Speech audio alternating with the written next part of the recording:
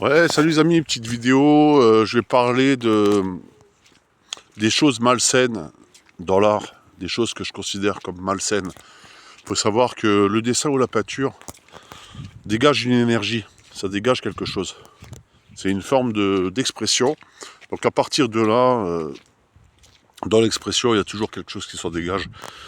Et la manière de recevoir l'expression, ça peut provoquer quelque chose chez certaines personnes. On peut appeler ça le syndrome de Stendhal. Mais c'est pas la même chose en fait, c'est pas vraiment la même chose. Le syndrome de Stendhal, c'est des personnes qui ressentent comme un vertige devant certaines œuvres d'art tellement elles sont choquées, fascinées, bouleversées, enfin ce que tu veux, il peut y avoir un certain bouleversement. Moi, il y a certaines œuvres d'art que je trouve vraiment malsaines, quoi, au plus haut degré. Euh, Comment je puis dire, tu peux aborder des choses étranges, surréalistes, faire même un petit peu de choses un peu fantaisistes et tout, mais sans jamais être malsain, quoi.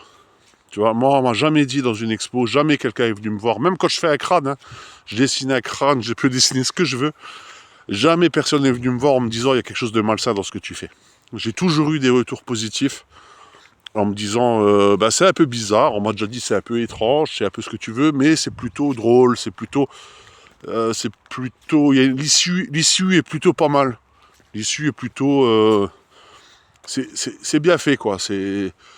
On ressent pas de malaise véritablement dans mes œuvres d'art. J'ai vu une fois un artiste dans une expo que j'ai faite à Bois-le-Roi qui faisait des choses mais vraiment malsaines, quoi. Et les gens me disaient, venaient me voir en me disant ce gars a gagné le premier prix.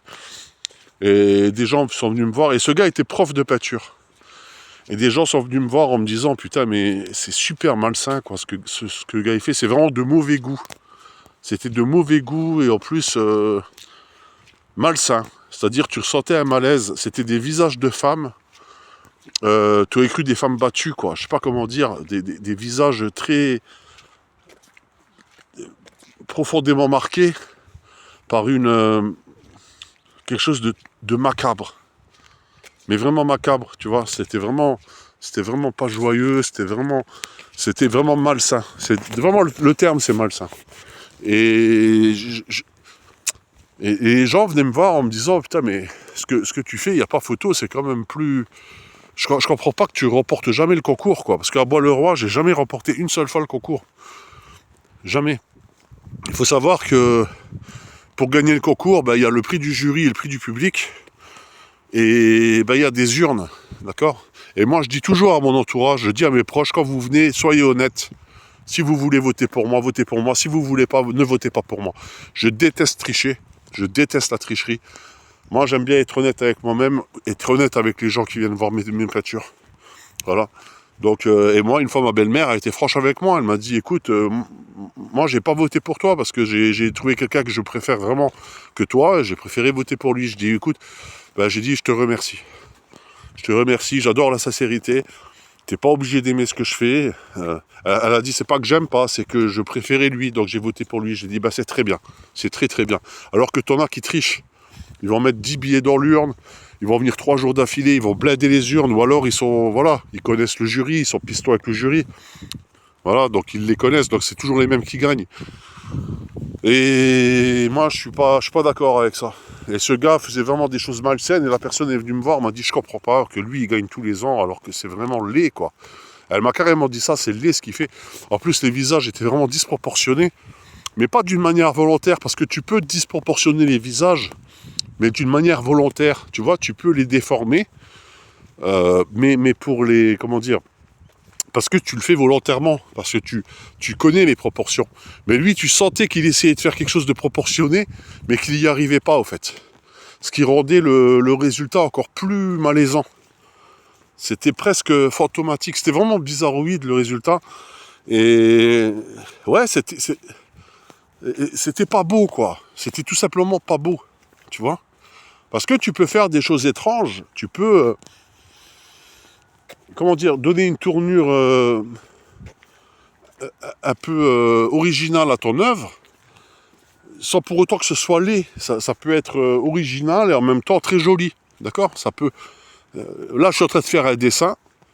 Ça se passe dans un bar, dans le futur, un petit peu futuriste, avec des robots et tout.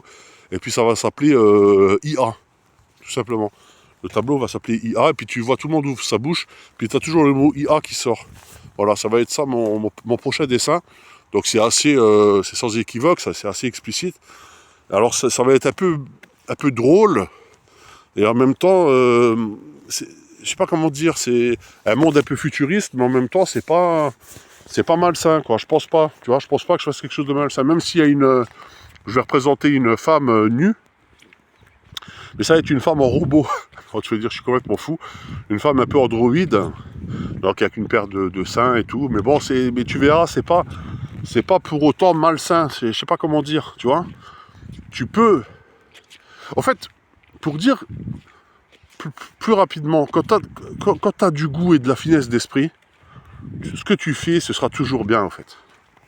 Quand maintenant, t'es quelqu'un de mauvais goût, ça arrive des gens qui sont vraiment de mauvais goût, qui ont des mauvais goûts. Je sais pas comment dire, qui ont des goûts de chiottes, pour ainsi dire. Et qui n'ont aucune touche artistique, quoi. Donc ils vont essayer de faire du surréalisme, ils vont essayer de de donner une tournure un petit peu cocasse à leur dessin et tout, mais ça va toujours être du raté. Parce qu'il y a du mauvais goût dans ce qu'ils font, je sais pas comment dire. Et ça on retrouve souvent dans les expos. On le retrouve souvent. Alors voilà, donc moi à Bois-le-Roi, là, j'ai jamais gagné une seule fois, pourtant j'ai exposé au moins 8 fois.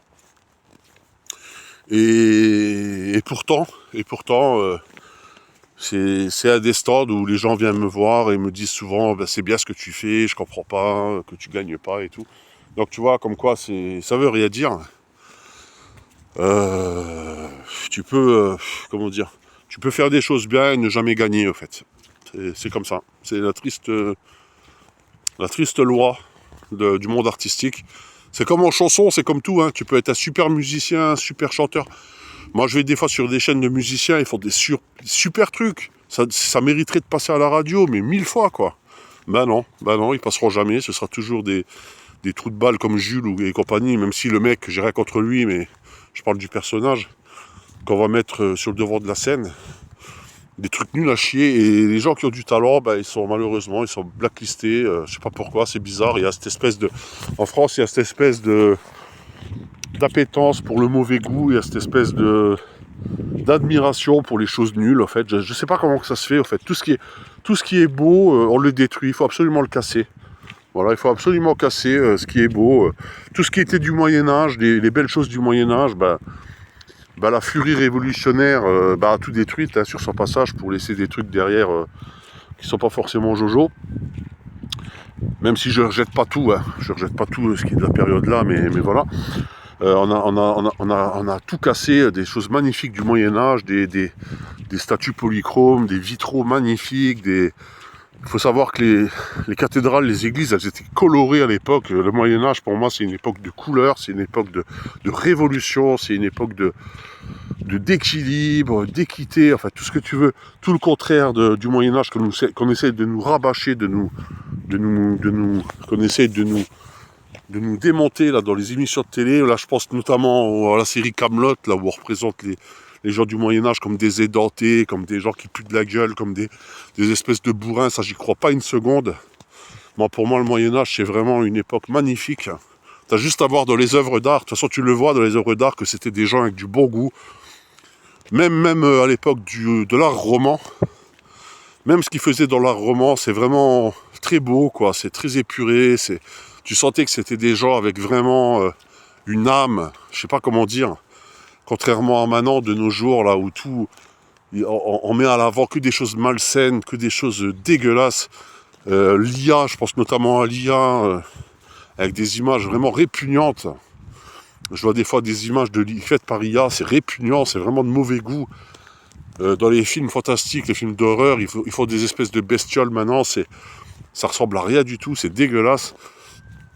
Bon voilà, bref, c'était mon petit coup de gueule pour dire que voilà, c'est le bon goût dans l'art. Voilà, il a vraiment pris une claque là, et c'est pas toujours évident de faire des choses, on va dire, excentriques, et rester dans le bon goût quoi. Allez, ciao.